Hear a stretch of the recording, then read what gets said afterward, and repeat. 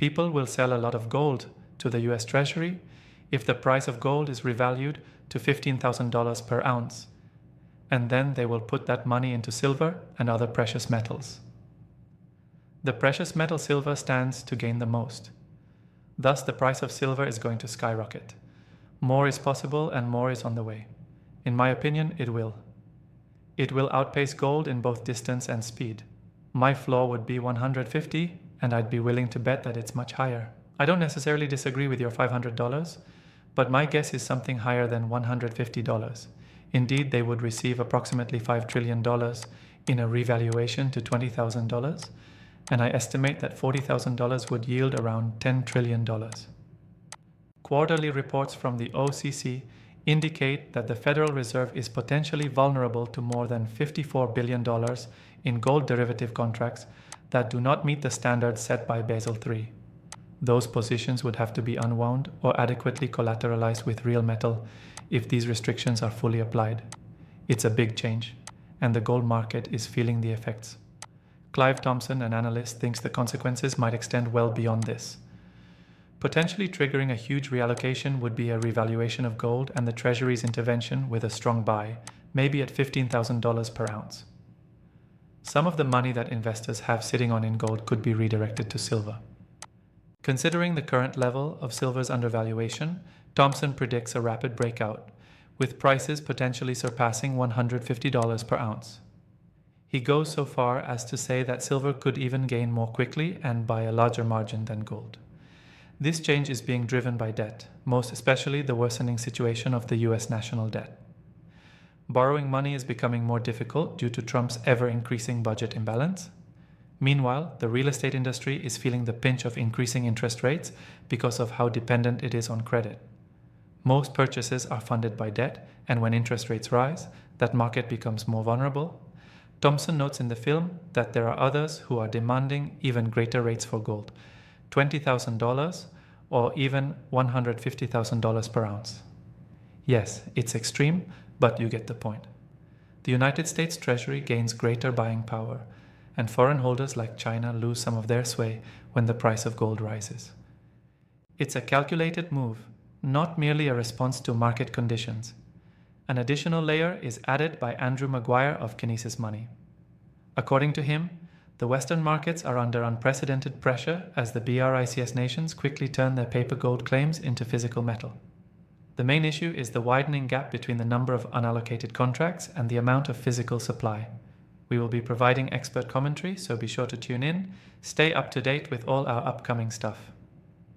To keep up with the latest happenings, subscribe and enable alerts. We are deeply grateful for your assistance. That seems like a great starting point, but there's definitely room for improvement. Each level has its fair share of proponents and detractors. After doing the arithmetic, it wasn't a guess. I spent a considerable amount of time trying to put myself in Scott Bessent's shoes and arrived at the accurate value of $15,000. A sum of $20,000 is not out of line. Some would argue that $150,000 is more appropriate, arguing that it would be sufficient to settle the national debt in full. Their starting point could be zero. In the event that USAID decides to revalue gold, it must do so at a price that will allow the metal to be paid into the US Treasury. They require that. The price needs to go up. I arrived at $15,000 instead of $10,000 because of that. There will be no shortage of sellers to the Treasury at a price of $15,000.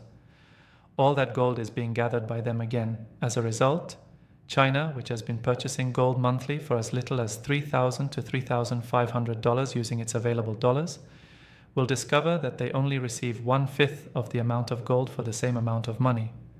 This allows us to debate the amount of gold that China may have hidden away. We are unaware of the solution.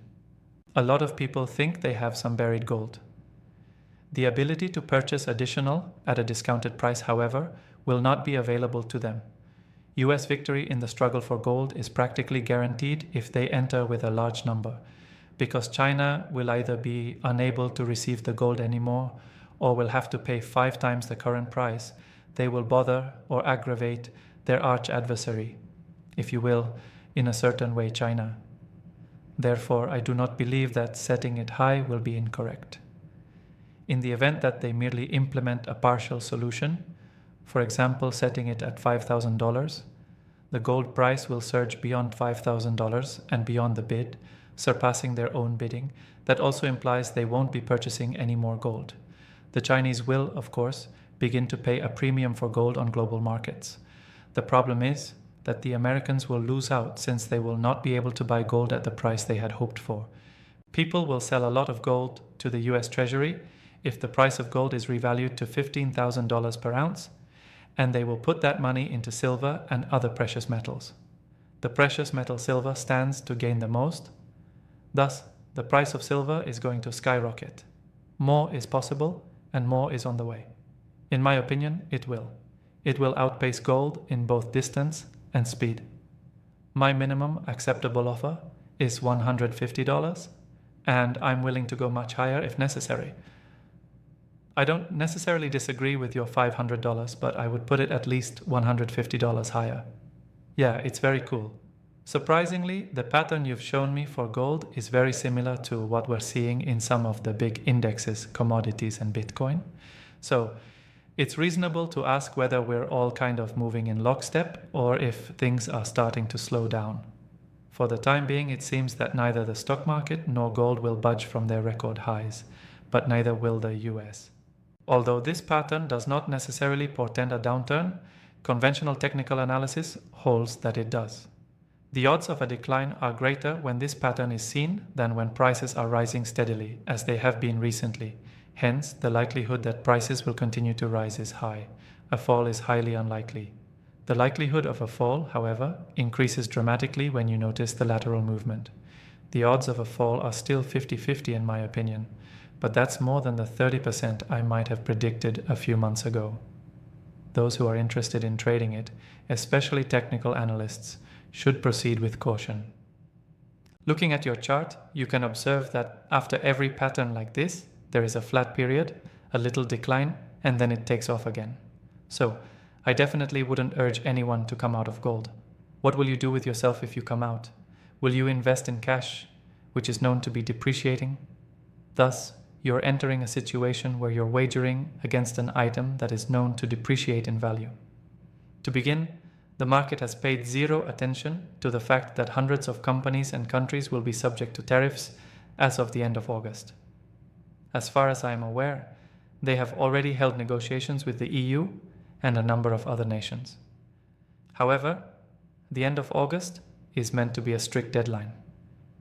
First and foremost, I believe the Federal Reserve will publish its interest rate policy on Wednesday. I believe they will maintain interest rates unchanged, which is what the market is anticipating. However, they will likely provide a specific indication that a cut will be implemented by the end of September, and if they pull it off, the market will have reason to celebrate. After that, we have a few days to wait until the tariff deadline. I believe it's Friday when it comes into effect. If he doesn't allow these other countries another 30 or 90 days to negotiate with the US, I won't be surprised in the slightest. They still have to negotiate with what seems like another 200 countries or trading partners, from what I've read. So, if it were to be extended, the market would have still more rationale to continue rising. Then, in September, they will most likely lower the rates. And the consequences of that are anybody's guess. As a result, the market will likely rise once more. The market is certainly feeling it at the moment. It would seem that the market is wishing for an upward trend. It seems to me that prices have gone up a notch or two. Reality has slipped their grasp.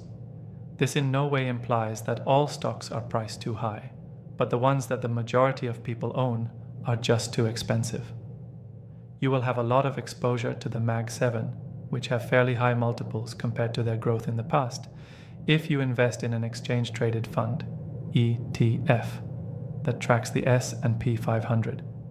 We all know that items that are overpriced might last for a lot longer than we anticipate according to history. Yet, the S&P 500 does not provide a great return on investment. The market as a whole is thus slightly overpriced.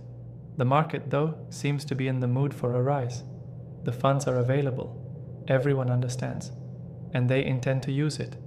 With everything going on, these Chinese insurance companies must be begging the government for some wiggle room. They certainly don't want it in cash right now. We are looking to expand our business into a non-fiat sector. Companies around the world have fiat assets, such as dollar bonds, which are essentially bonds. After that, they'll frequently hedge it against foreign exchange by converting it back to their home currency. That happens rather often. They put their money into US dollar bonds, since, on the whole, interest rates on dollar bonds are higher than those on domestic bonds. Even after hedging, you're still making money, which is better than what you would get from a local bond. That's basically taking advantage of the gap between the short-term rates offered by domestic institutions in most nations and the long-term rates offered by US Treasuries. As a result, maximization of profits is a prime objective. Now they're in this predicament, in my opinion. These dollar bonds are in their possession. We have an excess of them, they remark. Something else is what we want. Given the current state of affairs, gold is of course an excellent investment. To put it simply, Mario Innecco says it.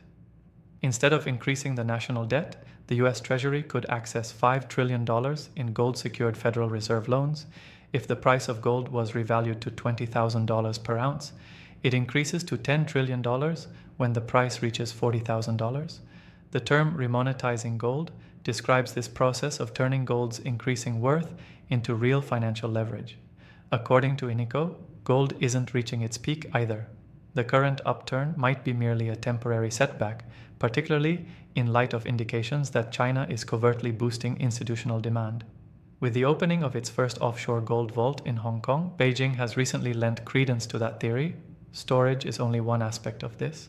The Shanghai Gold Exchange removes the middleman, the US dollar, allowing trading partners with yuan surpluses to convert directly into gold.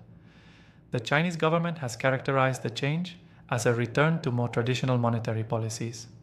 Wealth follows the presence of gold. It is not an arbitrary quotation.